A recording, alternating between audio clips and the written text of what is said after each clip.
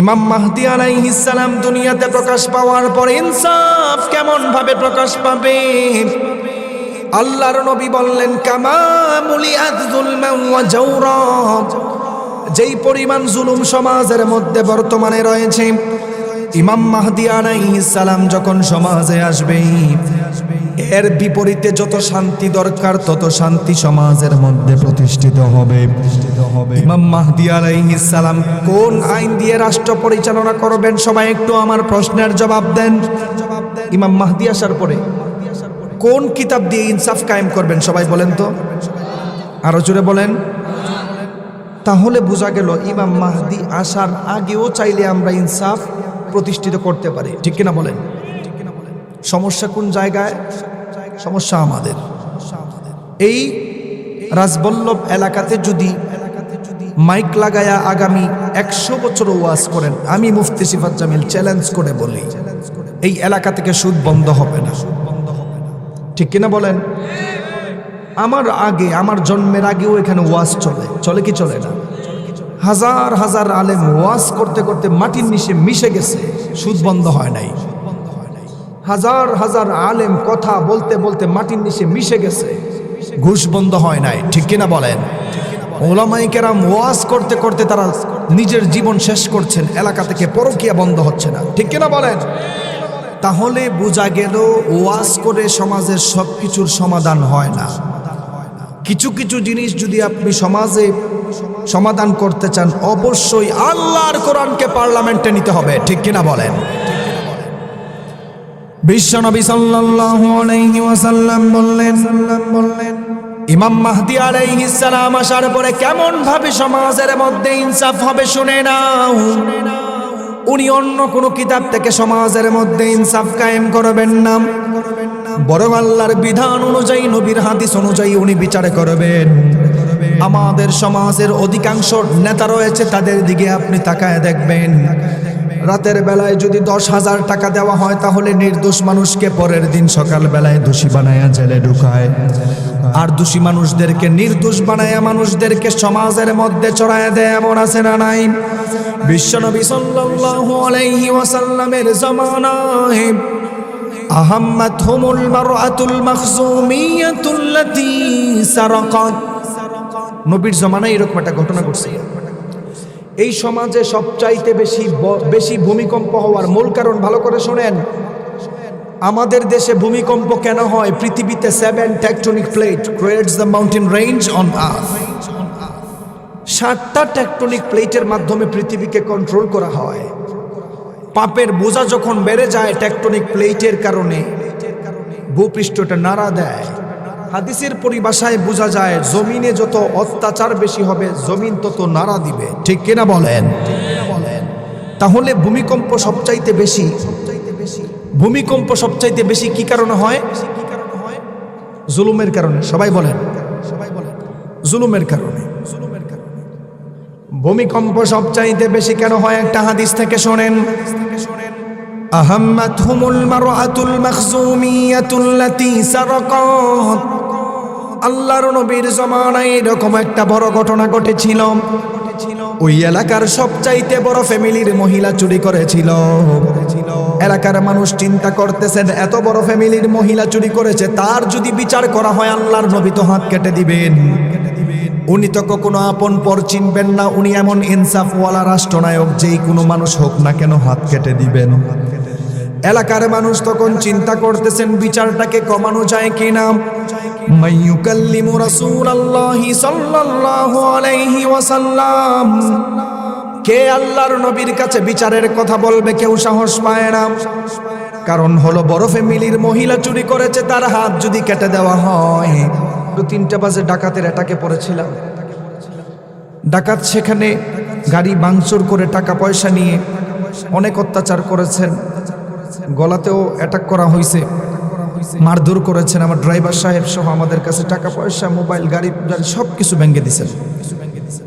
Mentally ভাবেও দুর্বল, এত দূরে আসতে মন চায় না এখন আর। কারণ রাস্তাঘাটে আমাদের আর নিরাপত্তা নাই। 200 গজ দূরে পুলিশে ডিউটি করে, 200 গজের ভিতরে আমাকে ডাকাতি করে। বাংলাদেশের হালত হচ্ছে এইরকম। চট্টগ্রাম থেকে আপনাদের এখানে আসছি, প্রতিনিয়ত ভয় কাজ করছে। আমার বর্তমান হালত, আমার সামনে এখন কোনো গাড়ি ব্রেক করলে মনে হয় এটা ডাকাতি করা হচ্ছে, মানে আমার হালত এটা। আমার কণ্ঠের অবস্থা ভালো না, ৩-৪ জন মিলে গলাতে ধরছেন ইচ্ছা মতো। তো আপনাদের দোয়াও ভালোবাসা থাকার কারণে আল্লাহ তাআলা হয়তো বিপদ থেকে উদ্ধার করেছেন। সামনে কি আছে জানি না। সারা বাংলাদেশে সফর করা হয় রাতের বেলায়। তো আমরা সবাই আল্লাহর কাছে পানা চাই, আল্লাহ তাআলা যেন আমাদের সবাইকে এখানে যারা আছেন রাস্তাঘাটের বিপদ থেকে হেফাজত করেন, আমিন। তো সবাই বসবেন তো ইনশাআল্লাহ। বাহিরে যারা বাজারে ঘোরাফেরা করতেছে তারা কপাল পোড়া। আমি এখানে বলে যাই, যারা ঘোরাফেরা করতেছেন তারা কপাল পোড়া। যারা এখানে বসে আছেন তারা আল্লাহর পরিবার। এই মুহূর্তে যদি মারা যান, এর উসিলায় আল্লাহ আপনাকে জান্নাত দিতে পারে, ঠিক কিনা বলেন? আমি আপনাদের সামনে কোরআনুল কারীমের ৬,২৩৬টা আয়াত থেকে একটি আয়াত তেলাওয়াত করেছি। রাসূল সাল্লাল্লাহু আলাইহি ওয়াসাল্লামের অগণিত হাদিস থেকে 2টি হাদিস পাঠ করেছি। আয়াত এবং হাদিসকে সামনে রেখে through the lens of Sunnah and modern science এর আলোকে কিছু কথা বলে বিদায় নিব ইনশাআল্লাহ। আমি যে আয়াত তেলাওয়াত করেছি, এই আয়াতের মধ্যে আল্লাহ তাআলা কিয়ামত সম্পর্কে কিছু কথা বলেছেন। আমাদের সমাজের অধিকাংশ উচ্চশিক্ষিত মানুষ যারা শহরে বাস করে, তারা দাবি করে মানুষ মারা যাওয়ার পরে মনে হয় আর তাদেরকে পুনরুত্থান করা হবে না। নাউজুবিল্লাহ পড়বেন না? সবাই বলেন তো দেখি, মানুষ মারা যাওয়ার পরে তাদেরকে আবার হাসরের ময়দানে তুলবেন কে? আরো জোরে বলেন, তুলবেন কে? আল্লাহ। রাসূল সাল্লাল্লাহু আলাইহি ওয়াসাল্লামকে সাহাবায়ে কেরাম এবং কাফের মুশরিকরা প্রশ্ন করত, বলেন তো দেখি নবী, কিয়ামত কবে হবে? আচ্ছা বলেন তো দেখি, কিয়ামত কোন দিন হবে, কোন তারিখে হবে? এটা দুনিয়ার কেউ জানে? আরো জোরে বলেন, জানে? জানেন কে? কণ্ঠটা কোজার করে দিয়ে বলেন, জানেন কে? সবাই বলেন কে? আল্লাহ। তো আল্লাহ তাআলা কিয়ামত কবে হবে জানে। তাহলে আমরা কিয়ামতের দিন তারিখ জানি না। প্রথম ক্লিয়ার হন। নবীও জানে না কোন দিন কিয়ামত হবে। রাসূলকে প্রশ্ন করা হয়েছিল, বলেন কিয়ামত কোন দিন হবে? নবী বলছেন, কিয়ামতের খবর একমাত্র আল্লাহ জানে। কিন্তু শোনো, কিয়ামত হওয়ার আগে সমাজের মধ্যে বড় বড় 10টি আলামত প্রকাশ পাবে। এই বড় 10টা আলামত যখন প্রকাশ পাবে, মনে রাখবা কিয়ামত সন্নিকটে চলে এসেছে। আল্লাহ রাব্বুল আলামিন কোরআন নাজিল করার মাধ্যমে দুনিয়ার মানুষদেরকে জানালেন, এই কোরআন নাজিল করার মাধ্যমে আল্লাহ সমস্ত কিছুর সমাধান দিয়েছেন। কোরআন নাজিল করার মাধ্যমে রাষ্ট্র কিভাবে চলাবেন আল্লাহ তাআলা কোরআনের মধ্যে বর্ণনা করেছেন। সমাজ কিভাবে চালাবেন আল্লাহ কোরআনের মধ্যে বর্ণনা করেছেন। আপনার ওয়াইফকে কিভাবে চালাবেন আল্লাহ বর্ণনা করেছেন। কিয়ামতের বর্ণনা সম্পর্কে রব্বুল আলামিন কোরআনের মধ্যে বললেন। বিশ্বনবী সাল্লাল্লাহু আলাইহি ওয়াসাল্লামের কাছে মানুষরা হাজির হয়ে গেল। আমার নবীকে প্রশ্ন করলো, ইয়া রাসূলুল্লাহ, কিয়ামত কবে হবে আপনি আমাদেরকে জানায়া দেন।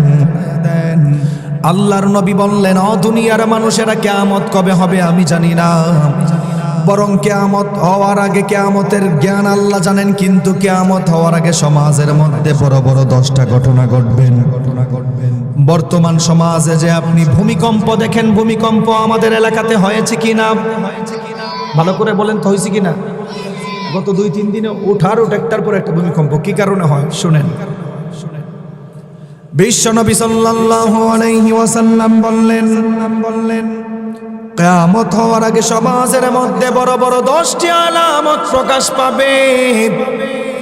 একদিন সাহাবায়ে কেরাম এইভাবে কথা বলতেছিলেন, এমন সময় বিশ্বনবী সাল্লাল্লাহু আলাইহি ওয়াসাল্লাম হাজির হয়ে গেল।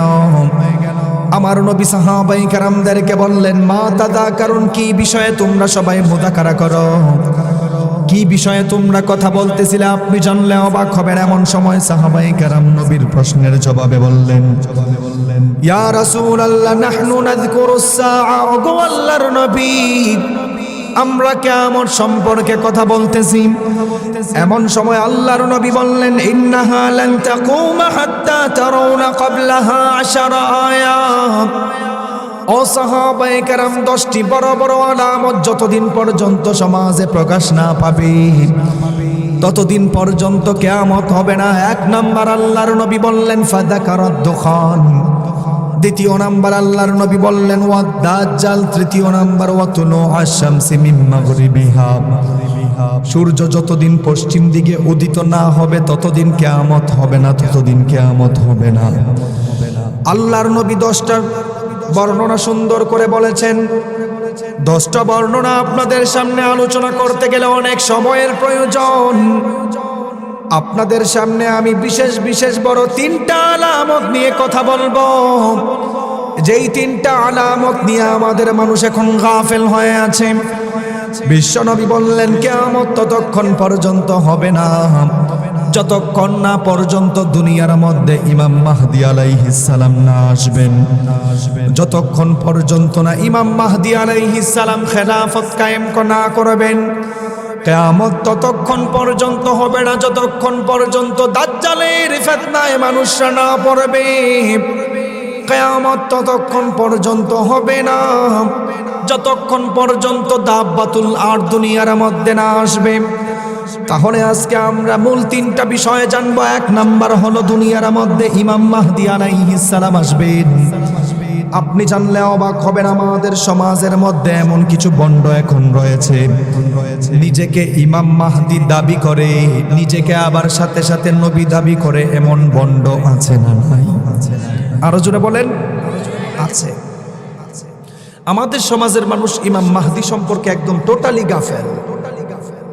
শোনেন, ইমাম মাহদী এবং দাজ্জাল আসার আগে দুনিয়ার পরিস্থিতি কি হবে, সমাজের পরিস্থিতি কি হবে, মিলান আপনার ঘরের সঙ্গে মিলে যাবে আজকে।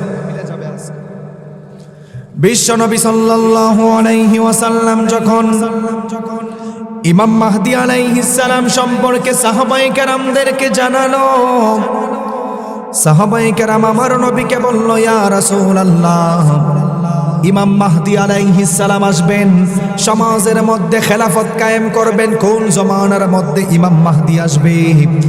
আসলেও তো আমাদের জানার দরকার আছে ইমাম মাহদী আলাইহিস সালাম কোন জমানার মধ্যে আসবেন।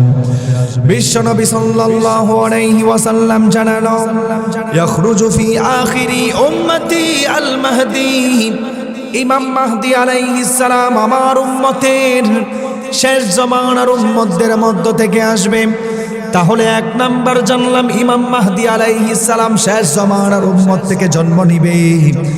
এরপরে আরেক সাহাবী প্রশ্ন করেছিল, ইয়া রাসূলুল্লাহ, ইমাম মাহদী আলাইহিস সালাম যদি শেষ জমানার উম্মত থেকে বের হয়ে যায় তাহলে ওনার ফ্যামিলির বংশ স্ট্যাটাস কেমন হবে, উনি কোন বংশ থেকে বের হবেন? আপনাদের আমাদের বিশেষ করে জানার দরকার আছে ইমাম মাহদী কোন বংশ থেকে হবেন। জুড়ে বলেন ঠিক কি না? ইমাম মাহদী কোনো সলিমুল্লাহ কলিমুল্লাহর ঘর থেকে আসবে না। কোন পাকিস্তানি ম্যাচ চালক যদি নিজেকে ইমাম মাহদী দাবি করে, আমরা কি তাদেরকে মানবো? আরো জোরে বলেন। তাহলে বাংলাদেশেও দেখা যায় কিছু কিছু মানুষ নিজেকে ইমাম মাহদী দাবি করবে সময়ে সময়ে, দেখবেন আপনারা। বিশ্বনবী সাল্লাল্লাহু আলাইহি ওয়াসাল্লাম বললেন ইমাম মাহদী আলাইহিস সালাম শেষ জামানার মধ্যে প্রকাশ পাবে। এরপরে যখন প্রশ্ন করলো, ইয়া রাসূলুল্লাহ, ইমাম মাহদী আলাইহিস সালাম কোন বংশ থেকে বের হবে? ইমাম মাহদী আলাইহিস সালাম যেন তেন কোনো বংশ থেকে বের হবেন না, বরং ইমাম মাহদী আলাইহিস সালাম কোন বংশ থেকে বের হবেন আল্লাহর নবী হাদিসের মধ্যে মানুষদেরকে জানালো।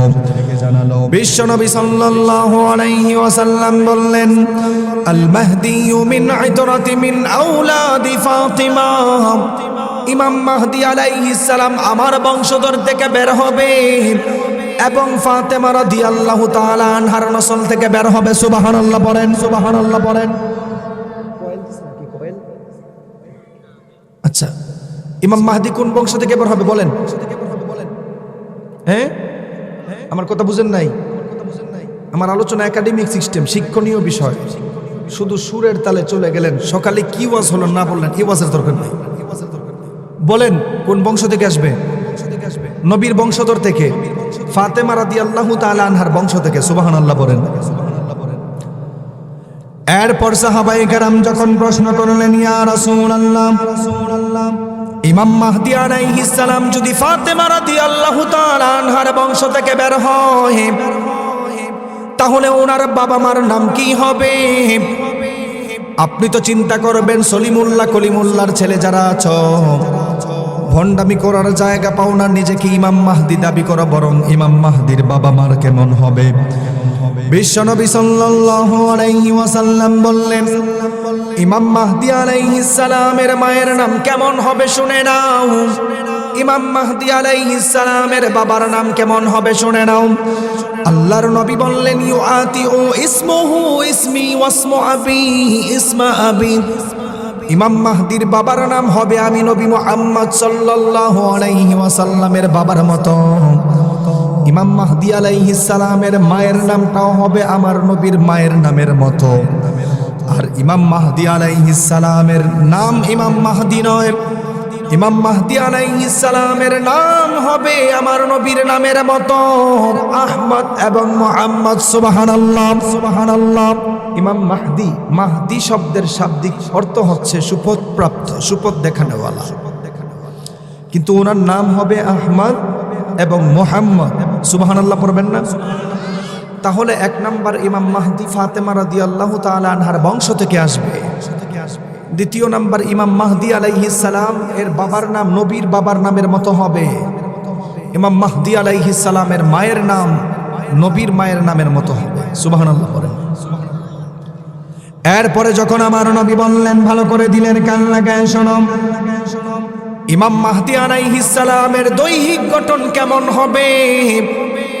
আপনিও তো প্রশ্ন করতে পারেন, হুজুর ইমাম মাহদী আলাইহিস সালামের চেহারা কেমন হবে, বডি কেমন হবে, বডিটা কেমন হবে? বিশ্বনবী বললেন, আল মাহদিয়ু মিন্নি আজলাল জাবহাতি আকনাল আন। ইমাম মাহদী আলাইহিস সালামের কপালটা অনেক চওড়া হবে, নাকটা উঁচু হবে, দেখতে আমার নবীর মতো হবে। আপনি যদি বলেন, হুজুর ইমাম মাহদী আলাইহিস সালামকে আমরা চিনব কিভাবে? আমাদের জমানায় যদি ইমাম মাহদী আলাইহিস সালাম দুনিয়াতে জন্ম নেয়, তাহলে ওনার তো চিনার কিছু কোয়ালিটি আমাদের জানার দরকার আছে না নাই? এক নম্বর, আল মাহদিয়ু মিন্নি আজলাল জাবহাতি আকনাল আনফ, কপাল চওড়া হবে, তার নাক উঁচু হবে। আল্লাহর নবী বলেন, শোনো, ইমাম মাহদী এমন নেতা হবে, নিজেকে কখনো নেতা দাবি করবে না, মানুষরা আল্লাহর কুদরতে তাকে চিনবে। সুবহানাল্লাহ বলেন। তাহলে বোঝা গেল সমাজের মধ্যে ভালো নেতা যারা নিজেকে প্রকাশ করে না তারা, ঠিক কিনা বলেন? কিন্তু দুঃখজনক বিষয় হচ্ছে বাংলাদেশের কালচার, মানুষদের সেবা করার জন্য নেতা নেতা ঝগড়া করে, ঠিক কিনা বলেন? বিশ্বনবী সাল্লাল্লাহু আলাইহি ওয়াসাল্লাম বললেন, ইমাম মাহদী আলাইহিস সালাম কেমন ভাবে প্রকাশ পাবে শুনে নাও। বুখারীর বর্ণনায় আল্লাহর নবী সাহাবায়ে কেরামদেরকে জানালেন, ইয়াকুনু ইখতিলাফুন ইনদা মাউতিল খলিফা ফায়াখরুজু রাজুলুম মিন আহলিল মাদিনাহ আরিবান ইলা মাক্কাহ ফায়াতিহিন নাসু আহলিল মাক্কাহ। আল্লাহর নবী বললেন, শেষ জামানার মধ্যে সৌদির প্রিন্সরা মারা যাবে, কে রাজা হবে তাদের মধ্যে একটা দ্বন্দ্ব লেগে যাবে। ওই মুহূর্তে ইমাম মাহদী আলাইহিস সালাম দুনিয়াতে প্রকাশ পাবে, এলাকার মানুষরা ওনাকে ধরে আনবেন, ওনার কাছে জিহাদের বায়াত গ্রহণ করবেন। তাহলে বোঝা গেল ইমাম মাহদী নিজেকে প্রকাশ করে না, বরং ইনসাফের বিচার করার জন্য উনি আল্লাহর অনুগ্রহের অপেক্ষায় থাকেন। বোঝা গেল যারা নেক্সট নেতা হবেন আল্লাহর অনুগ্রহ চান, জনগণের কাছে ভিক্ষা চাইলে কাজ হবে না। জোরে বলেন ঠিক কিনা? আল্লাহর অনুগ্রহ লাগবে। এরপরে আল্লাহর নবী বলেন, শোনো, ইমাম মাহদী আসার পরে সমাজে ইনসাফ কেমন হবে জানার দরকার আছে না নাই? আচ্ছা, একটু আমার সাথে সবাই বলেন তো দেখি, আমাদের সমাজে এরকম কিছু নেতা আছে যারা এক চোখে তেল দিয়ে বিচার করে, আরেক চোখে পানি দেয়, আছে না নাই? আমার ভাষা আপনারা বুঝেন না? বহু নেতা এরকম আছে, রাতের বেলায় যদি 10,000 টাকা দেওয়া হয়, পরের দিন সকালবেলা নির্দোষ মানুষকে দোষী বানায়, দোষী মানুষকে নির্দোষ বানায়, আছে না নাই? বিশ্বনবী সাল্লাল্লাহু আলাইহি ওয়াসাল্লাম বললেন, দুনিয়া তখন ধ্বংস হয়ে যাবে যখন সমাজের মধ্যে ইনসাফ থাকবে না। ভূমিকম্প বেশি বেশি হবে বোঝা গেল। আমাদের সমাজেও যে ভূমিকম্প হয় ইনসাফ না থাকার কারণে। ইমাম মাহদী আলাইহিস সালাম যখন সমাজের মধ্যে আসবেন, উনি সমাজের মধ্যে এমন ভাবে ইনসাফ করবেন, মানুষরা কখনো বেইনসাফের চেহারা দেখবে না, শুধু ইনসাফের রাজত্বে থাকবেন। সুবহানাল্লাহ। বিশ্বনবী সাল্লাল্লাহু আলাইহি ওয়াসাল্লামকে প্রশ্ন করা হয়েছিল, ইয়া রাসূলুল্লাহ, ইমাম মাহদী আলাইহিস সালাম দুনিয়াতে প্রকাশ পাওয়ার পর ইনসাফ কেমন ভাবে প্রকাশ পাবে? আল্লাহর নবী বললেন, কামা মুলিআত যুলমান ওয়া জাওরা। যেই পরিমাণ জুলুম সমাজের মধ্যে বর্তমানে রয়েছে, ইমাম মাহদী আলাইহিস সালাম যখন সমাজে আসবে, এর বিপরীতে যত শান্তি দরকার তত শান্তি সমাজের মধ্যে প্রতিষ্ঠিত হবে। ইমাম মাহদী আলাইহিস সালাম কোন আইন দিয়ে রাষ্ট্র পরিচালনা করবেন? সবাই একটু আমার প্রশ্নের জবাব দেন। ইমাম মাহদী আসার পরে কোন কিতাব দিয়ে ইনসাফ কায়েম করবেন? সবাই বলেন তো, আরো জোরে বলেন। তাহলে বোঝা গেল ইমাম মাহদী আসার আগেও চাইলে আমরা ইনসাফ প্রতিষ্ঠিত করতে পারি, ঠিক কিনা বলেন? সমস্যা কোন জায়গায়? সমস্যা আমাদের। এই রাজবল্লভ এলাকাতে যদি মাইক লাগায়া আগামী 100 বছর ওয়াজ করেন, আমি মুফতি সিফাত জামিল চ্যালেঞ্জ করে বলি, এই এলাকা থেকে সুদ বন্ধ হবে না, ঠিক কিনা বলেন? আমার আগে, আমার জন্মের আগেও এখানে ওয়াজ চলে কি চলে না? হাজার হাজার আলেম ওয়াজ করতে করতে মাটির নিচে মিশে গেছে, সুদ বন্ধ হয় নাই। হাজার হাজার আলেম কথা বলতে বলতে মাটির নিচে মিশে গেছে, ঘুষ বন্ধ হয় নাই, ঠিক কিনা বলেন? ওলামায়ে কেরাম ওয়াজ করতে করতে তারা নিজের জীবন শেষ করছেন, এলাকা থেকে পরকীয়া বন্ধ হচ্ছে না, ঠিক কিনা বলেন? তাহলে বোঝা গেল ওয়াজ করে সমাজের সবকিছুর সমাধান হয় না। কিছু কিছু জিনিস যদি আপনি সমাজে সমাধান করতে চান, অবশ্যই আল্লাহর কোরআনকে পার্লামেন্টে নিতে হবে, ঠিক কিনা বলেন? বিশ্বনবী সাল্লাল্লাহু আলাইহি ওয়াসাল্লাম বললেন, ইমাম মাহদী আলাইহিস সালাম আসার পরে কেমন ভাবে সমাজের মধ্যে ইনসাফ হবে শুনে নাও। উনি অন্য কোনো কিতাব থেকে সমাজের মধ্যে ইনসাফ কায়েম করবেন না, বরং আল্লাহর বিধান অনুযায়ী, নবীর হাদিস অনুযায়ী উনি বিচার করবেন। আমাদের সমাজের অধিকাংশ নেতা রয়েছে, তাদের দিকে আপনি তাকায় দেখবেন, রাতের বেলায় যদি 10,000 টাকা দেওয়া হয়, তাহলে নির্দোষ মানুষকে পরের দিন সকাল বেলায় দোষী বানায়া জেলে ঢুকায়, আর দোষী মানুষদেরকে নির্দোষ বানায়া মানুষদেরকে সমাজের মধ্যে চড়ায় দেয়। এমন আছে না নাই?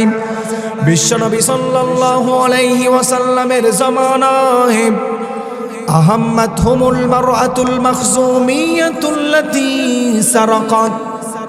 নবীর জামানায় এরকম একটা ঘটনা ঘটছে। এই সমাজে সবচাইতে বেশি ভূমিকম্প হওয়ার মূল কারণ ভালো করে শোনেন। আমাদের দেশে ভূমিকম্প কেন হয়? পৃথিবীতে 7 tectonic plate creates the mountain range on earth. 7টা টেকটনিক প্লেটের মাধ্যমে পৃথিবীকে কন্ট্রোল করা হয়। পাপের বোঝা যখন বেড়ে যায় টেকটনিক প্লেটের কারণে, ভূপৃষ্ঠটা নাড়া দেয়। হাদিসের পরিভাষায় বোঝা যায়, জমিনে যত অত্যাচার বেশি হবে, জমিন তত নাড়া দিবে, ঠিক কিনা বলেন? তাহলে ভূমিকম্প সবচাইতে বেশি কি কারণে হয়? জুলুমের কারণে। সবাই বলেন, জুলুমের কারণে। ভূমিকম্প সবচাইতে বেশি কেন হয়? একটা হাদিস থেকে শোনেন, আহাম্মাতহুমুল মারআতুল মাখজুমিয়াতুল্লাতী সারাকাত। আল্লাহর নবীর জামানায় এরকম একটা বড় ঘটনা ঘটেছিল। ওই এলাকার সবচাইতে বড় ফ্যামিলির মহিলা চুরি করেছিল। এলাকার মানুষ চিন্তা করতেছেন, এত বড় ফ্যামিলির মহিলা চুরি করেছে, তার যদি বিচার করা হয় আল্লাহর নবী তো হাত কেটে দিবেন। উনি তো কখনো আপন পর চিনবেন না, উনি এমন ইনসাফওয়ালা রাষ্ট্রনায়ক, যেই কোনো মানুষ হোক না কেন হাত কেটে দিবেন। এলাকার মানুষ তখন চিন্তা করতেছেন বিচারটাকে কমানো যায় কিনা। মাইয়ুকাল্লিমু রাসূলুল্লাহি সাল্লাল্লাহু আলাইহি ওয়াসাল্লাম, কে আল্লাহর নবীর কাছে বিচারের কথা বলবে? কেউ সাহস পায় না।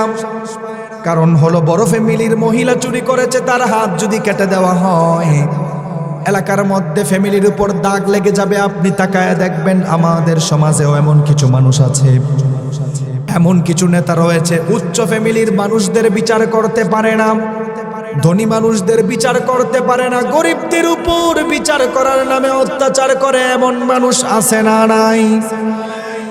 উচ্চ ফ্যামিলির মানুষের উপর বিচার করতে চায় না। এলাকার মানুষ চিন্তা করতেছেন, নবী তো এমন রাষ্ট্রনায়ক, ওনার কাছে যদি নেওয়া হয় তাহলে উনি আপন পর চিনবে না, কোনো কথা ছাড়াই হাত কাটবে। ঠিক কিনা বলেন? ঠিক কিনা বলেন? মাইয়ুকাল্লিমু রাসূলুল্লাহি সাল্লাল্লাহু আলাইহি ওয়াসাল্লাম। এলাকার মানুষ গভীর চিন্তা করে একজন সাহাবীর কথা চিন্তা করলেন। বুখারীর বর্ণনায় এসেছেন, ওয়া মাইয়াজতারিউ আলাইহি ইল্লা উসামা ইবনে যায়েদ হিব্বু রাসূলিল্লাহ। আল্লাহর নবী হাসান এবং হুসাইন রাদিয়াল্লাহু তাআলা আনহুর পরে উসামা ইবনে যায়েদকে বেশি ভালোবাসতেন। এলাকার মানুষ পরের দিন সকালবেলা উসামা ইবনে যায়েদের কাছে গেল। উসামা ইবনে যায়েদকে বলল, রে উসামা, এলাকার উচ্চ ফ্যামিলির মানুষ চুরি করেছে, তার যদি বিচার করা হয় তাহলে তার বংশের মধ্যে দাগ লেগে যাবে, বিচারটা কমানো যায় কিনা? উসামা ইবনে যায়েদ রাদিয়াল্লাহু তাআলা আনহু আমার নবীর দরবারে হাজির হয়ে গেল। আমার নবীকে বলল, ফাকাল্লামা রাসূলুল্লাহি সাল্লাল্লাহু আলাইহি ওয়াসাল্লাম। ওগো আল্লাহর নবী, এলাকার মানুষ আসছেন আপনার কাছে এই কথা বলার জন্য, আপনি জানলে অবাক হবেন। আমার নবী সঙ্গে সঙ্গে রাগান্বিত হয়ে গেলেন, উসামাকে ধমক দেওয়া শুরু করলেন। শুধু ধমক দেন নাই, বরং আরো কঠিন ভাষায় কথা বললেন। ও উসামা, এমন একটা কাহিনী নিয়ে আমার সামনে তুমি কেন আসলাম? আতাশফাউ ফি হাদ্দিন মিন হুদুদিল্লাহ। আল্লাহর আইনের ব্যাপারে কি আমার কাছে সুপারিশ করতে আসছো নাকি? তোমার তো সাহস কম না। এমন সময় বিশ্বনবী সাল্লাল্লাহু আলাইহি ওয়াসাল্লাম কমা ফাখাতাবা দাঁড়ায় গেলেন। কেন ভূমিকম্প হয় ভালো করে শুনেন। আল্লাহর নবী বললেন, আইয়ুহান নাস, ও সমস্ত মানুষেরা শুনে নাও, ভালো করে শুনে নাও। ইন্নামা দাল্লা মান কানা ক্বাবলাকুম, ইন্নামা দাল্লা মান কানা ক্বাবলাকুম। তোমাদের পূর্বের মানুষগুলি ধ্বংস হওয়ার অন্যতম কারণ হলো ইদা সারাকা শরীফু তারাকুহু। যখন উচ্চ ফ্যামিলির মানুষরা চুরি করত তাদেরকে ছেড়ে দিত, এই কারণে মানুষরা ধ্বংস হয়েছে। ও ইদা সারাকা দাঈফু ফীহিম আকামু আলাইহিল হাদ্দা। দরিদ্র মানুষরা চুরি করত, তাদের বিচার করত। আপনি তাকায় দেখবেন পার্লামেন্টে বসে কোট টাই পরে দেশের টাকা বাহিরে পাচার করে তাদের বিচার করতে জানে না। সাধারণ মুরগি চুরা নিয়ে এলাকার নেতারা পাগল হয়ে থাকে, উচ্চ ফ্যামিলির মানুষদেরকে বিচার করে না। এমন আছে না নাই? আর জোরে বলেন। আল্লাহর নবী বলেন, ধ্বংস হয় মানুষ ওই সময় ইদা সারাকা শরীফু তারাকুহু। উচ্চ ফ্যামিলির মানুষ চুরি করে তারে ছেড়ে দেয়। ওয়া ইদা সারাকা দাঈফু ফীহিম আকামু আলাইহিল হাদ্দা। দুর্বল ফ্যামিলি, এই পোলাপান, এই দেখি মজা করার জায়গা। আবার বলেন না, আবার শয়তান শুয়ে আছে। বসো, তোমরা কথা বললে কনসেন্ট্রেশন নষ্ট হয়। ঘুমাক, তুমি ডিস্টার্ব করো না। ঘুমাক, তুমি সোজা গেছো, তুমি চুপ থাকো। এ ঘুমাইতেছে ভালো মানুষ, এরা শয়তানের চাবি দিয়ে গেছে তো বসে বসে শয়তানি করতেছে। বসো তোমরা। তাহলে সবাই বলেন তো দেখি, ভূমিকম্প সমাজে বেশি হওয়ার কারণ হচ্ছে বিচার ব্যবস্থাতে গন্ডগোল। ঠিক কিনা বলেন? বিশ্বনবী সাল্লাল্লাহু আলাইহি ওয়াসাল্লাম বললেন, ইমাম মাহদী আলাইহিস সালাম যখন সমাজের মধ্যে চলে আসবে, কেমন ভাবে ইনসাফ তিনি কায়েম করবেন। আল্লাহর নবী বললেন, কামা মুনিআত যুলমা ওয়া জাওরা। যেই পরিমাণ জুলুম সমাজের মধ্যে রয়েছে তার মতো ইনসাফ কায়েম হবে। আল্লাহর নবী বলল, যখন উম্মত তখন ধ্বংস হয়ে যাবে, যখন বিচার কার্য নিয়ে দুদুল্লাহ করা হবে। এরপরে আল্লাহর নবী বললেন, ওয়াইমুল্লাহ, আল্লাহর কসম, আল্লাহর কসম, লাউ আন্না ফাতিমাতা বিনতা মুহাম্মাদিন সাল্লাল্লাহু আলাইহি ওয়াসাল্লাম। এলাকার মানুষ ভালো করে শুনে নাও, আমার নবী সেদিন বলেছিল, আল্লাহর কসম, আমি নবীর মেয়ে ফাতেমাও যদি সারাকাত লাকাতা মুহাম্মাদুন ইয়াদাহা। আমি নবীর মেয়ে ফাতেমাও যদি আজ চুরি করতো তার হাত কেটে দিতাম। সুবহানাল্লাহ বলেন, সুবহানাল্লাহ বলেন। বিচার নিয়ে গেছেন উচ্চ ফ্যামিলির মানুষ, এর যদি হাত কাটেন তার চৌধুরী ফ্যামিলির উপর দাগ লেগে যাবে। চৌধুরী বাড়ির মানুষের বিচার নাই, এরকম সমাজের প্রথা আছে না নাই? এরকম বহু জালেম আছে। বড় ফ্যামিলির মানুষ মানুষদেরকে অত্যাচার করে, তাদের বিচার এলাকার নেতা যখন না করতে পারবে সমাজের মধ্যে ভূমিকম্প আসবে। কারোর বাপের ক্ষমতা নাই ঠেকানোর, ঠিক কিনা বলেন, ঠিক কিনা বলেন। এরপরে আল্লাহর নবী বললেন, দিলের কান লাগায় শুনে নাও, ইমাম মাহদী আলাইহিস সালাম যখন সমাজের মধ্যে ইনসাফ করবেন, কেমন ভাবে ইনসাফ করবেন, মানুষ সেদিন আফসোস করবেন, হায় রে দুনিয়া, যেই দুনিয়ার লোভের কারণে আমি আমার আপন ভাইয়ের জায়গা নিজের নামে লিখে নিলাম, আজকে সেই জায়গা দখল করার মতো কেউ নাই। যেই চোররা সেদিন আফসোস করতে থাকবেন, হায় রে, রাষ্ট্রের টাকা আমি আমার নিজের ধন সম্পদ বানিয়েছি, এলাকার মানুষের ধন সম্পদ আমি চুরি করেছি, আজকে তো কোনো ধন সম্পদ নেওয়ার কেউ নাই। এত পরিমাণ সমাজে ইনসাফ থাকবে, জাকাত দেয় নেওয়ালা কোনো লোক, আপনার জাকাত খাওয়া নেওয়ালা কোনো লোক থাকবে না। অর্থাৎ এত শান্তি থাকবে, মাল পরে থাকবে।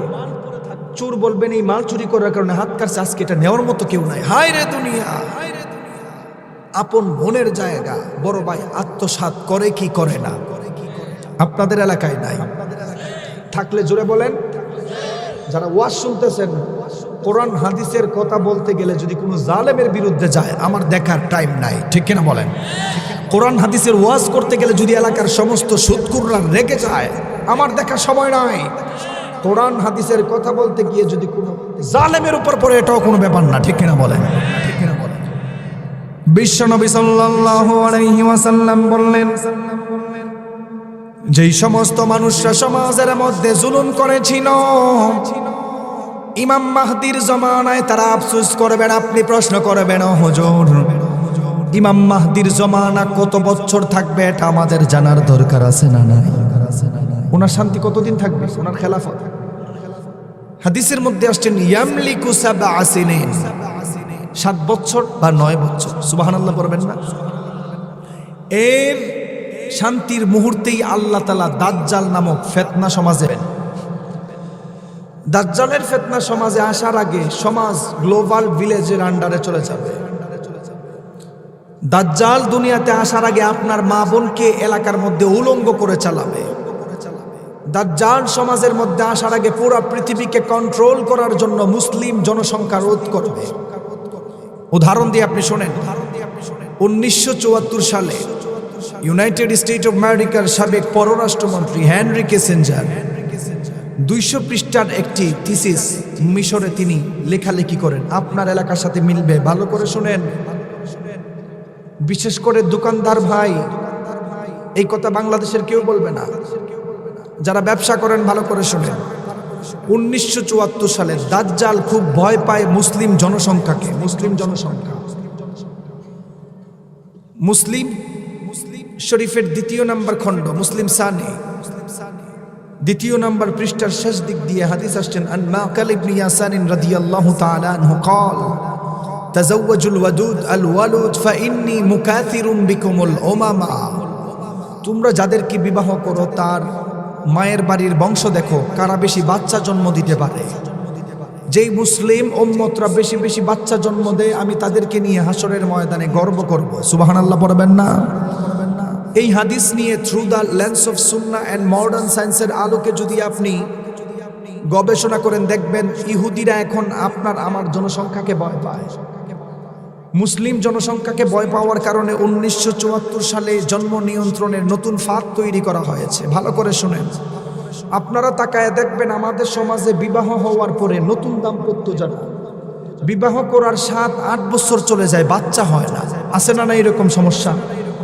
1974 সালে মিশরের কনফারেন্সের মধ্যে ইউনাইটেড স্টেট অফ আমেরিকার পররাষ্ট্র মন্ত্রী হেনরি কিসিঞ্জার 200 পৃষ্ঠার থিসিস লিখেছেন।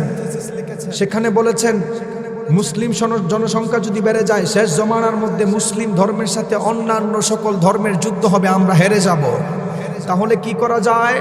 মুসলিম জনসংখ্যাকে এখনই বন্ধ করতে হবে, জন্ম নিয়ন্ত্রণ করতে হবে। জন্ম নিয়ন্ত্রণ কিভাবে করবে? তারা তাদের কোম্পানির মাধ্যমে জন্ম নিয়ন্ত্রণ করে। আপনি বলবেন কিভাবে? আমাদের বাংলাদেশের মানুষ ইসরায়েলি পণ্য যতদিন বর্জন না করতে পারবেন, ইসরায়েলি খাবার বর্জন যতদিন না করবেন, ততদিন আপনার সন্তান ভালো হবে না। আমার নতুন কথা লাগতেছে যে একটু অবাক লাগতেছে, শুনেন। আয়োডিন যুক্ত লবণ, ইসরায়েলি পণ্য যেগুলো, এগুলা খেলে মেয়েদের রেহেম জরায়ু ছোট হয়ে যায়। ইসরায়েলি পণ্য পানি, মিনারেল ওয়াটার, তাদের চাল, ডাল, তেল, এইগুলা যেই সমস্ত দোকানদার জানার পরেও বিক্রি করে, এরা কোন আঙ্গার, ঠিক কিনা বলেন? দ্বিতীয় নাম্বার ধাপ, এত কিছু খাওয়ানোর পরেও যদি কোনো মুসলমানদের বাচ্চা জন্ম হয়, তাদের জন্য দ্বিতীয় নাম্বার ধাপ রেখেছেন ল্যাকটোজেন 1, ল্যাকটোজেন 2, ডিব্বার দুধ। আছে না নাই? কিছু হলেই ডিব্বার দুধ খাওয়ান। ইসরায়েলি পণ্য খাওয়াচ্ছেন আর চিন্তা করতেছেন আপনার সন্তান ওমরের মতো হবে না। তারা এমন কেমিক্যাল মিশিয়েছেন ভিতর থেকে মানুষদেরকে দুর্বল করে দেয়। ইউনাইটেড স্টেট অফ আমেরিকার বিখ্যাত গবেষণাগার পিও, যারা পপুলেশন মানুষ নিয়ে গবেষণা করে, তারা জানিয়েছেন কোরআন হাদিস রিসার্চ করে বর্তমানে ইহুদি খ্রিস্টান এত পরিমাণ মুসলিম হচ্ছে, 2050-60 সাল যদি এটা ধারাবাহিকতা থাকে, তাহলে সারা পৃথিবীর অন্যান্য ধর্মের চাইতে মুসলিম জনসংখ্যা বেশি হবে। সুবহানাল্লাহ বলেন। বিশ্বনবী সাল্লাল্লাহু আলাইহি ওয়াসাল্লাম বললেন, দাজ্জালের ফিতনা দুনিয়ার মধ্যে সবচাইতে বড় ফিতনা। দাজ্জাল দুনিয়াতে আসার আগে মহিলাদেরকে উলঙ্গ করে ফেলবে। আপনি বলবেন হুজুর মহিলাদেরকে কিভাবে আবার উলঙ্গ করে? আপনি তাকায় দেখবেন আমাদের সমাজের কিছু সুশীল নেতা রয়েছে, ছেলে এবং মেয়েদেরকে সমান অধিকারের নামে রাস্তার মধ্যে নামাতে চায়। এরকম মানুষ আছে না নাই? সমান অধিকার। আপনাদের রংপুর শহর অনেক সুন্দর, আমি দেখেছি। রংপুরে যাওয়ার পরে দেখবেন বড় বড় শোরুমের মধ্যে এখন আর পুরুষ পাওয়া যায় না, মোবাইলের দোকানে এখন মেয়েদেরকে রাখতেছে। আছে না নাই? দাজ্জাল আসার সবচাইতে বড় ফাঁদ, মেয়েদেরকে দোকানে দোকানে পাচার করবেন, বাজার করাবেন।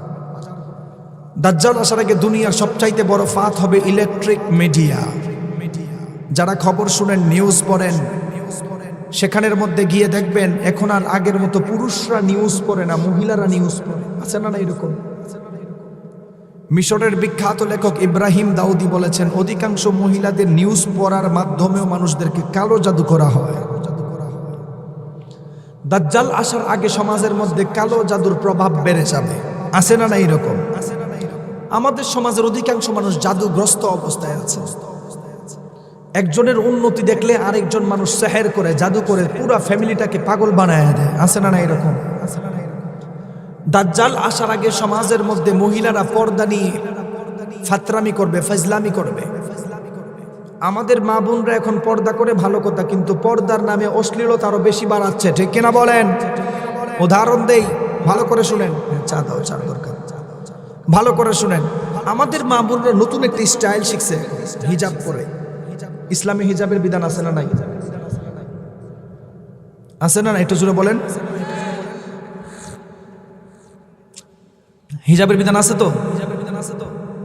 দাজ্জাল আসার আগে হিজাবটাকে নিয়ে ফাইজলামি করা হবে। শোনেন, হিজাবকে পেছাইতে পেছাইতে পেছাইতে উটের কুজের মতো উঁচু করে, এরকম মা বোন আছে না নাই? আছে না এরকম? আপনারা কে শিখাইছে হিজাব এত স্টাইল করার জন্য, এত উঁচা করার জন্য? বোরকাকে দিচ্ছেন ফরজ বিধান, আপনি পরেন, এটাকে টাইট করে এমন ভাবে ফিতনা ছড়ায়, বোরকা ছাড়াই ভালো ছিল। ঠিক কিনা বলেন? তাহলে হিজাবের ঝামেলা বাড়বে। এবার আসেন নতুন তত্ত্ব শুনেন। দাজ্জাল আসার আগে ইলেকট্রিক মিডিয়ার মাধ্যমে মানুষদেরকে গোমরা করা হবে। আপনি বলবেন হুজুর কিভাবে আবার মিডিয়া দিয়ে গোমরা করা হয়? বিশ্বনবী সাল্লাল্লাহু আলাইহি ওয়াসাল্লাম বললেন, ও দুনিয়ার মানুষেরা রে, সায়াতি আলান নাসি সানাওয়াতুন খাদ্দাআত, এমন একটা ধোঁকাবাজির জমানায় মানুষ গুণে উপনীত হবে যেই জমানার মধ্যে ইউসাদ্দাকু ফিহাল কাযিব ওয়া ইউকাযযাবু ফিহা সাদিক ওয়া ইউতামানু ফিহাল খাইন ওয়া ইউখাওয়ানু ফিহাল আমিন। আল্লাহর নবী বললেন, এমন ধোঁকাবাজির জমানায় আমার শেষ জমানার উম্মতরা পড়ে যাবে, যেই জমানার মধ্যে মানুষ সত্য মিথ্যা যাচাই করতে পারবে না। সত্যবাদীদেরকে মিথ্যাবাদী বলে গণ্য করা হবে, মিথ্যাবাদীদেরকে সত্যবাদী গণ্য করা হবে। ওয়ায়ুখাওয়ানু ফিহাল আমিন, আমানত খিয়ানতকারীকে আমানতদারী মনে হবে, আর আমানতদারীকে আমানত খিয়ানতকারী মনে হবে।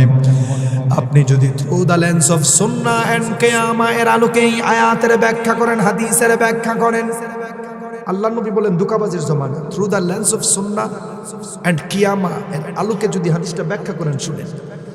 ইলেকট্রিক মিডিয়ার মাধ্যমে মানুষকে সবচাইতে বেশি ধোঁকা বর্তমান 2025-এ দেওয়া হচ্ছে, ঠিক কিনা বলেন? উদাহরণ দেই,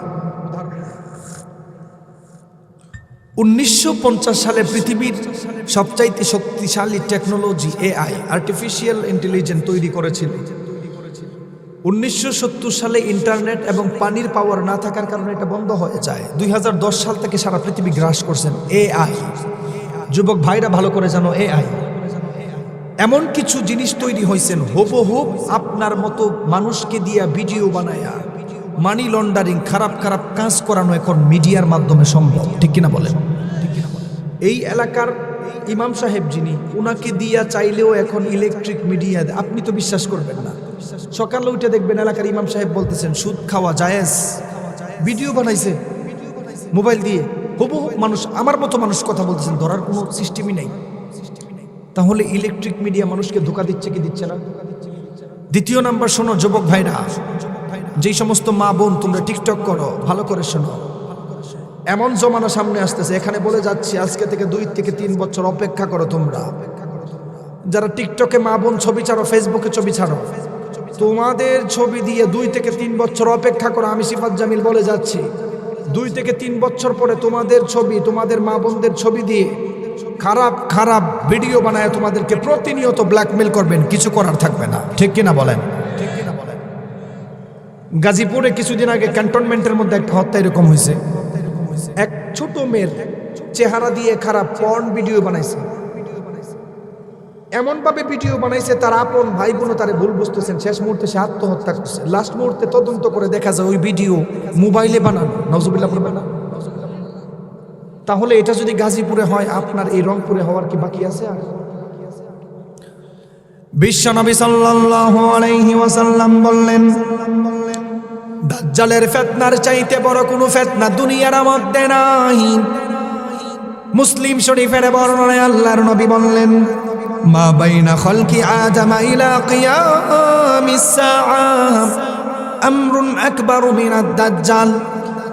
আমি আল্লাহ তাআলা, আল্লাহর নবী বললেন, এমন কিছু, এমন ফিতনা আল্লাহ তাআলা আদম আলাইহিস সালাম থেকে নিয়ে এই পর্যন্ত যত ফিতনা রেখেছেন, দাজ্জালের চাইতে বড় ফিতনা আল্লাহ তাআলা দুনিয়ার মধ্যে কোনো ফিতনা দেন নাই। তৃতীয় নাম্বার, এক সাহাবী বলল, ইয়া রাসূলুল্লাহ, দাজ্জাল যদি ইমাম মাহদী আলাইহিস সালামের জমানায় বের হয়ে যায়, সে তো নিজেকে রব দাবি করবে, তাকে আমরা চিনব কিভাবে? বুখারী মুসলিমের বর্ণনায় আল্লাহর নবী সাহাবায়ে কেরামদেরকে জানালো, ইন্নাল্লাহা লা ইয়াখফা আলাইকুম ইন্নাল্লাহা তাআলা লাইসা বিআওয়ার। নিশ্চয়ই আমাদের রব অন্ধ নয়, সুবহানাল্লাহ বলেন। কিন্তু শেষ জমানায় দাজ্জাল বের হবে, সে অন্ধ কানা থাকবে। কেমন কানা থাকবে? আয়না বাচুন তাফিয়া, তার চোখ একটা আঙ্গুরের মতো উঁচু থাকবে, অন্ধ থাকবে। দাজ্জালকে চিনার উপায় কি বলেন তো দেখি? তার চোখ এক চোখা থাকবে। আমাদের সমাজের যুবক ভাইদের সবচাইতে বড় সমস্যা, তারা এই দাজ্জালের অনুসারীদেরকে এখন লিডার বানাইছে, ঠিক কিনা বলেন? যুবকদের আইডল এখন Messi, Neymar, Cristiano Ronaldo, Brazil, Argentina. কিছু কিছু মানুষ এরকম মানুষদেরকে আইডল মনে করে কি করে না? তোমরা ভালো করে শোনো, আল্লাহর নবী বললেন, তুমি যাকে দুনিয়াতে ফলো করবা, হাসরের ময়দানে তোমার হাসর তার সঙ্গেই হবে। এই পৃথিবীতে সবচাইতে বেশি দাজ্জালের প্রমোট এই তোমাদের মেসি, নেইমার, এরকম যারা খেলোয়াড় আছে তারা করে, ঠিক কিনা বলো? ঠিক কিনা বলো? বিশ্বনবী সাল্লাল্লাহু আলাইহি ওয়াসাল্লাম বললেন, দাজ্জালের ফিতনা শুধু আমাদের জমানার উম্মতদের জন্য না, আদম আলাইহিস সালাম থেকে নিয়ে এই নবীর উম্মত পর্যন্ত দাজ্জালের ভয় দেখিয়েছেন।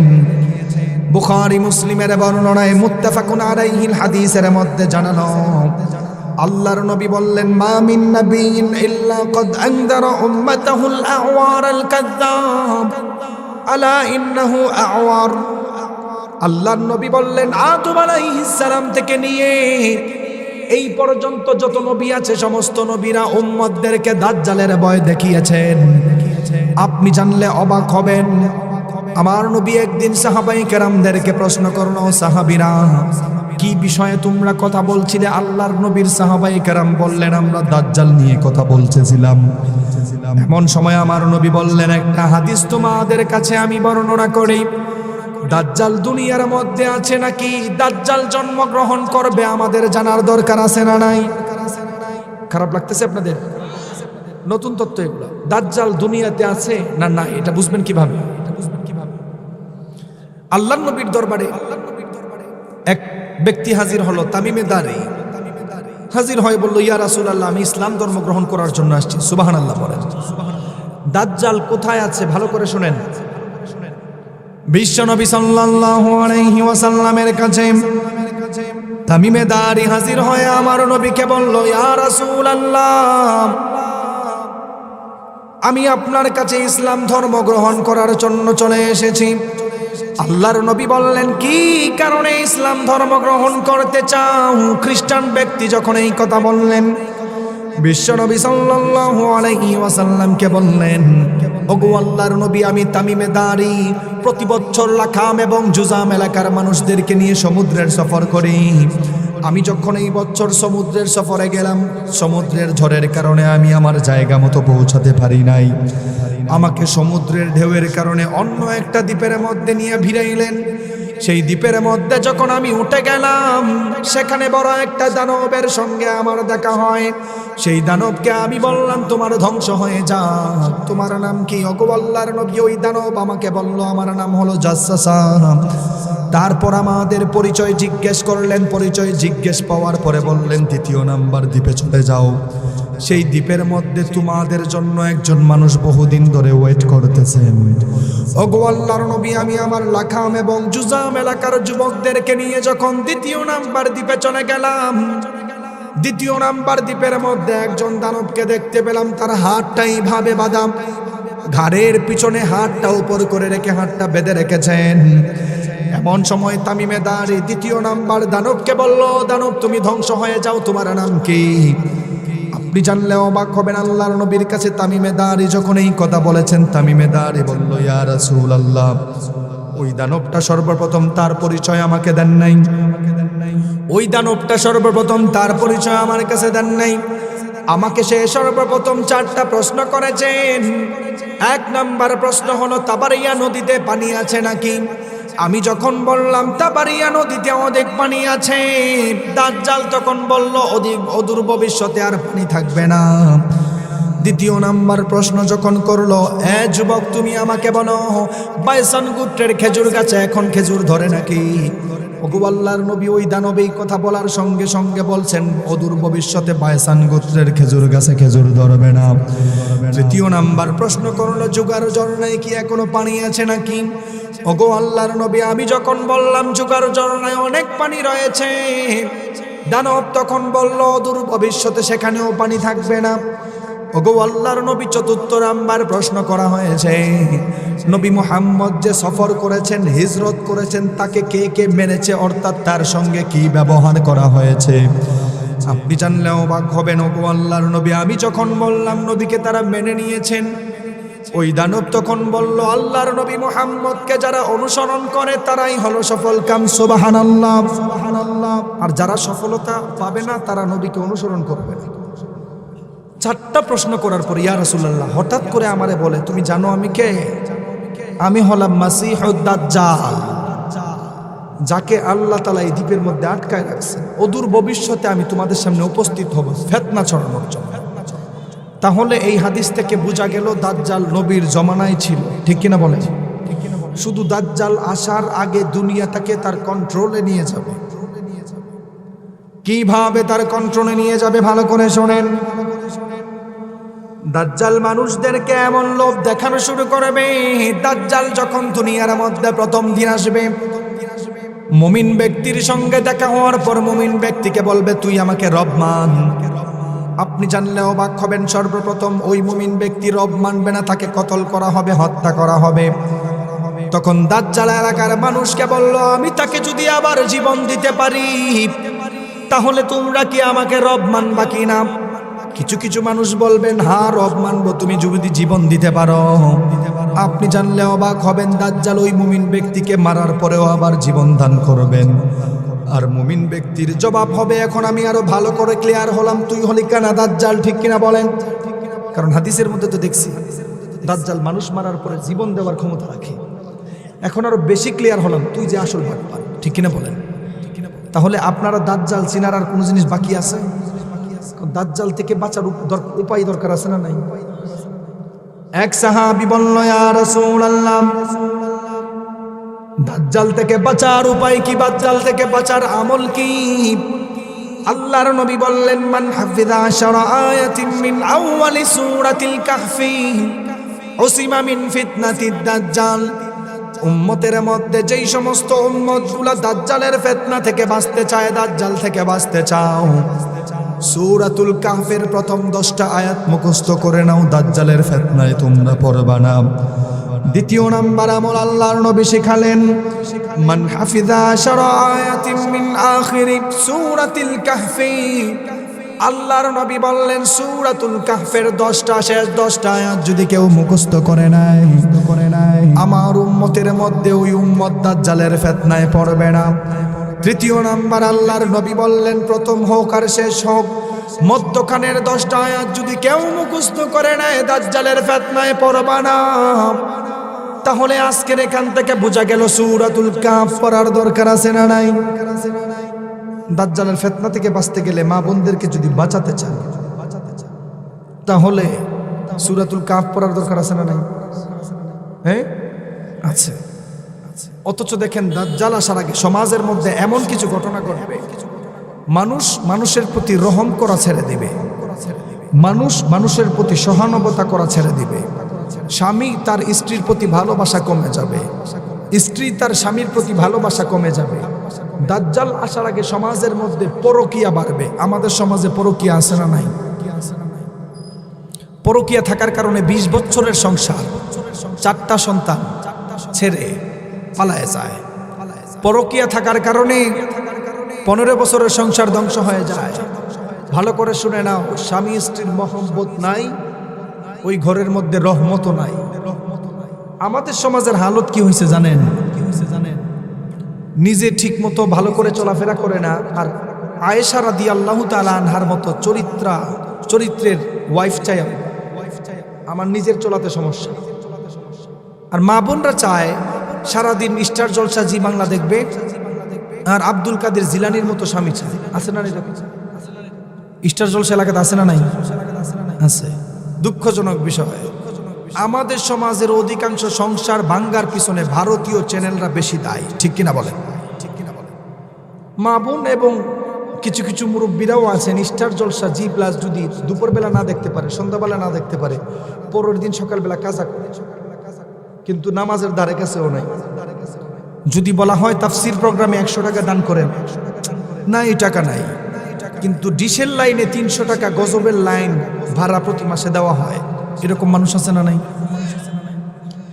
বিশ্বনবী সাল্লাল্লাহু আলাইহি ওয়াসাল্লাম বললেন, ইউশিকু আয়াতি আলান নাসি জামান, এমন একটা জমানার মধ্যে মানুষগুলো উপনীত হয়ে যাবে, যেই জমানার মধ্যে লা ইয়াবকা মিনাল ইসলামি ইল্লা ইসমুহু, ইসলাম শুধু নামে থাকবে, ইসলাম কাজে থাকবে না। আপনি তাকায় দেখেন আমাদের সমাজের মধ্যে ইসলামটা এখন নামে আছে, কাজে নাই। ওয়ালা ইয়াবকা মিনাল কুরআনি ইল্লা রাসমুহু, কোরআনটা শুধু অক্ষর গুণে থাকবে, মানুষ কোরআন পড়তে চাইবে না। কোরআন শিখতে চাইবে না, কোরআনের বিরোধিতা করে এমন মানুষ আছে না নাই? অথচ রব্বুল আলামিন কোরআনুল কারীমের মধ্যে মানুষদেরকে জানালো, যেই মানুষগুলি এত কিছু জানার পর, কোরআন পাওয়ার পরে কোরআন মানে নাই, নবী রাসূল পাওয়ার পর নবী রাসূল মানে নাই, ওই মানুষটাকে আল্লাহ দুনিয়া এবং আখিরাতের মধ্যে কঠিন 3টা শাস্তি দিবেন। সবাই আমার সাথে জুড়ে বলেন, আল্লাহ তাআলা কয়টা শাস্তি দিবেন? 1 নম্বর আল্লাহ তাআলা বললেন সূরাতুত তাহা এর 124 থেকে 26 নম্বর আয়াতে বললেন, ওয়ামান আ'রাদা আন যিকরি ফাইন্না লাহু মাঈশাতান দুনকা ওয়া নাহশুরুহু ইয়াওমাল কিয়ামাতি আ'মা قال رب لم حشرتني أعمى وقد كنت بصيرا। আল্লাহ তাআলা এই আয়াতের মধ্যে বললেন, শোনো, ওয়ামান আ'রাদা আন যিকরি ফাইন্না লাহু মাঈশাতান দানকা, যেই মানুষগুলি দুনিয়ার মধ্যে কোরআন পাওয়ার পরে কোরআনকে মানে নাই, নবী রাসূল পাওয়ার পরে নবী রাসূলদেরকে মানে নাই, আল্লাহ তাআলা ওই মানুষটাকে দুনিয়াতে সুখ শান্তি দিবে না। 2 নাম্বার শাস্তি হলো, ওই মানুষটা যখন মারা যাবে কবরে রাখার সঙ্গে সঙ্গে কবরটাকে সংকীর্ণ করে ফেলা হবে। 3 নাম্বার শাস্তি সম্পর্কে আল্লাহ বললেন, ওয়া নাহশুরুহু ইয়াওমাল কিয়ামাতি আ'মা, তাদেরকে অন্ধ অবস্থায় লাঞ্ছিত করা হবে। তাহলে কি বুঝলেন? কোরআন পাওয়ার পরে কোরআন না মানলে দুনিয়াতে শান্তি নাই, আখিরাতেও শান্তি নাই, অন্ধ অবস্থায় সেই মানুষ অন্ধ অবস্থায় হাজির হয়ে বলবেন, আল্লাহ অন্ধ অবস্থায় কেন তুললেন? আপনি তো ওয়াকাদ কুনতু বাসীরা, চোখ দিছিলেন দুনিয়া, আপনি যে চলেন আপনি তো জানেন না চোখ কত বড় নিয়ামত। দুনিয়াতে চলার জন্য আল্লাহ তাআলা ব্রেইনে আমাদেরকে 86 বিলিয়ন নিউরন দিয়েছে। কত বিলিয়ন বলেন তো দেখি? 86 বিলিয়ন নিউরন। 86 বিলিয়ন নিউরন কেমনে বুঝাই আপনাদেরকে? বাংলা হিসাব বুঝাই। প্রতি সেকেন্ডে 1, 2, 3, 4, 5 সেকেন্ড গেল কি গেল? এইভাবে যদি আপনি 1 বিলিয়ন নিউরন প্রতি সেকেন্ডে একটা একটা করে গণেন, তাহলে আপনার জিন্দেগি থেকে 1 বিলিয়ন নিউরন গণতে গেলে 32 বছর চলে যাবে। সুবহানাল্লাহ পড়বেন। 3 বিলিয়ন নিউরন গণতে গেলে আপনার জিন্দেগি থেকে 96 বছর লাগে। সাধারণ 3 বিলিয়ন নিউরন গণতে গেলে যদি 96 বছর চলে যায়, 86 বিলিয়ন নিউরন গণতে গেলে কতবার জন্ম নিতে হবে চিন্তা করে না। আপনার এই মাথার ব্রেইনের মধ্যে আল্লাহ এই রকম ম্যাগনেট দিয়েছেন। আপনাকে চলার জন্য আল্লাহ তাআলা স্পাইনাল কর্ড দিয়েছেন, ব্রেইন থেকে জোড়া দিয়েছেন, মোটা মোটা রড, সারা শরীর কন্ট্রোল করে। আমি যে কথা বলি আপনাদের সামনে, আমাদের ব্রেইনের একটা নিউরন নাম হচ্ছে এক্সচেঞ্জ সেন্টার। আমি যে কথা বলতেছি আমার ব্রেইনের এক্সচেঞ্জ সেন্টার কিন্তু গরম হচ্ছে প্রচুর পরিমাণ। আপনি যে কথা শুনতেছেন আপনার ব্রেইনের একটা নিউরন কাজ করতেছেন, কাজ করার কারণে এটা হিট হয়, এটা ইঞ্জিন চললে হিট হয় কি হয় না? হচ্ছে। আধুনিক মেডিকেল বিজ্ঞান, মেডিকেল সায়েন্সের দাবি অনুযায়ী মানুষের ব্রেইনের নিউরন যদি গরম হয়ে যায়, এক্সচেঞ্জ সেন্টার গরম হয়ে যায়, তাহলে কেউ যদি ঠিকমতো মুসলিম ধর্মের নামাজের ব্যায়াম অনুযায়ী 5 ওয়াক্ত নামাজ স্থিরতার সহিত পড়ে, ওই মানুষটার অটোমেটিক নিউরনগুলি ঠান্ডা হয়ে যায়। সুবহানাল্লাহ বলবেন না? তাহলে through the lens of Sunnah and modern সায়েন্সের আলোকে যদি আপনি আয়াত হাদিস গবেষণা করেন, নতুন কিছু বের হবে কি হবে না? একটা ইতিহাস আপনাদেরকে বলি। বিশ্ববিদ্যালয়ে থাকা অবস্থায় আমি আল খালিক ওয়া ইলমুল কাউনিয়াত, স্রষ্টা ও সৃষ্টি তথ্যের উপর থিসিস লিখেছি। থিসিস করার সময় আমি মুসলিম সিভিলাইজেশন নিয়ে যখন লিখতে যাই, তখন পাকিস্তানের বিখ্যাত ডক্টর মাজেদ-জামান উসমানী এর এক থিসিস আমি লিখেছি। পাকিস্তানের বিখ্যাত ডক্টর মাজেদ-জামান উসমানী, উনি ইউরোপের একটা ইউনিভার্সিটিতে ফিজিওথেরাপির উপর শিক্ষা নেওয়ার জন্য গিয়েছেন। সেখানে যাওয়ার পরে উনি ইহুদি বড় বড় ডক্টর স্মিথ অ্যান্ড্রিস, চার্লস ফাকনার, ওনাদের কাছে শিখতে গিয়েছেন। সেখানে সারা পৃথিবীর বিভিন্ন ধর্মের মানুষ যায়, তাদের অক্সিপিটাল লবের সমস্যা, ফ্রন্টাল লবের সমস্যা, স্পাইনাল কর্ডের সমস্যা, কোমরের সমস্যা, হাঁটুর ব্যথা মানুষের আছে না নাই? কষ্ট লাগতেছে আপনাদের? পাকিস্তানের বিখ্যাত ডক্টর যখন দেখেন চার্লস ফাকনার, স্মিথ অ্যান্ড্রিস, এদের কাছে কোমরের ব্যথা, ব্রেইনের রক্ত উচ্চচাপ কমানোর জন্য যায়, তাদেরকে ইহুদি খ্রিস্টানরা নামাজের ব্যায়াম শিক্ষা দেয়। সুবহানাল্লাহ পড়বেন না?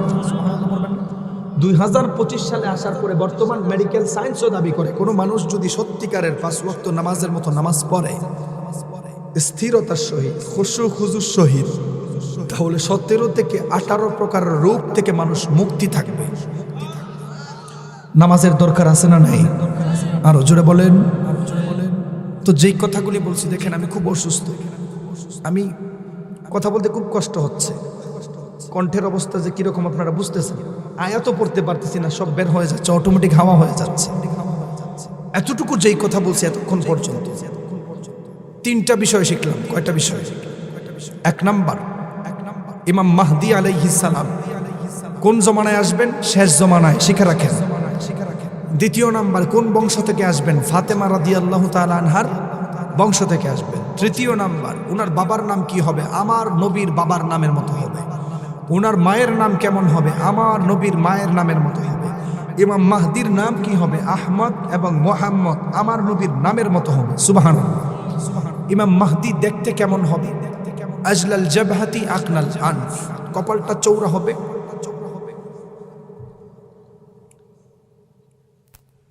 কপালটা দেখতে চৌড়া হবে, নাকটা উঁচু হবে, দেখতে চেহারা আমার নবীর দৈহিক গঠনের মতো হবে। ইমাম মাহদি আলাইহিস সালাম কোন সময় আসবেন? কামা মুলিআত যুলমা ওয়া জাওরা, সমাজের মধ্যে যখন পরকিয়া, জুলুম, স্বামী স্ত্রীর মহব্বত থাকবে না, জুলুম বাড়বে, তখন ইমাম মাহদি সমাজে আসবেন ইনসাফ প্রতিষ্ঠা করার জন্য। ইমাম মাহদি কত বছর সমাজের মধ্যে খেলাফতের দায়িত্ব থাকবেন? 7 সিনিন, 7 বছর বা 9 বছর। এরপর দুনিয়াতে দাজ্জাল আসবেন ফিতনা ছড়ানোর জন্য। দাজ্জাল দুনিয়াতে আসবেন, তার চোখ কানা থাকবেন, চিনার উপায়। মৃত মানুষকে জিন্দা করবেন, চিনার উপায়। দাজ্জাল মানুষদেরকে ফিতনায় ফেলাবেন, নারী পুরুষদের সমান অধিকারের নামে ভণ্ডামির মাধ্যমে। ঠিক কিনা বলেন? দাজ্জাল থেকে যদি বাঁচতে চান, মান হাফিজা 10 আয়াতিন মিন আউয়ালি সূরাতিল কাহফি উসিমা মিন ফিতনাতিদ দাজ্জাল। আল্লাহর নবী বললেন, শোনো, দাজ্জাল থেকে যদি বাঁচতে চাও উম্মতরা সূরা কাহফের প্রথম 10 আয়াত, শেষ 10 আয়াত, মধ্যখানের 10 আয়াতের আমল করো। পড়ব তো ইনশাআল্লাহ। 3 নম্বর শিখলাম, আল্লাহ তাআলা এত কিছু দিয়েছেন, আল্লাহর শুকরিয়া আদায় যদি আমরা না করি, না শুকরিয়া হই, তাহলে আল্লাহর গজব, দুনিয়াতে ভূমিকম্প আসবেই। ঠিক কিনা বলেন? আচ্ছা বলেন তো দেখি, আজকের এই তাফসিরুল কোরআন মাহফিলের জায়গায় যদি একটা গান বাজনা হইতো, ভালো হইতো না খারাপ হইতো? হ্যাঁ, দুনিয়াতে একমাত্র আল্লাহর পরিবার তারা যারা আমি আল্লাহর কোরআনকে অনুসরণ মানে। তাহলে এখানে যারা আয়োজন করছেন, এটা ভালো কাজ করছেন কিনা? আরো জোরে বলেন। আপনারা কি মনে করেন, ভালো কাজ আরো হওয়ার দরকার আছে না নাই? হ্যাঁ, নাকি গান বাজনা হবে? ভালো কাজ যদি হতে হয়, ভালো কাজ যারা করে তাদেরকে সহযোগিতা করার দরকার আছে না নাই? আছে। আচ্ছা বলেন, আগামী বছর এই মাহফিলটা হোক, কে কে চাই? 2টা হাত তুলেন। কে কে চাই? আল্লাহ তাআলা আমাদের সবাইকে কবুল করুক, যেন আল্লাহ আগামী বছর এই মাহফিলটা হয়। যারা আয়োজন করছেন তাদের নেক হায়াত দান করুন, আমিন। আচ্ছা, আগামী বছর মাহফিল হতে গেলে এখানে অনেক খরচ হয়েছে। এখন মাইক প্যান্ডেল নাকি? হ্যাঁ,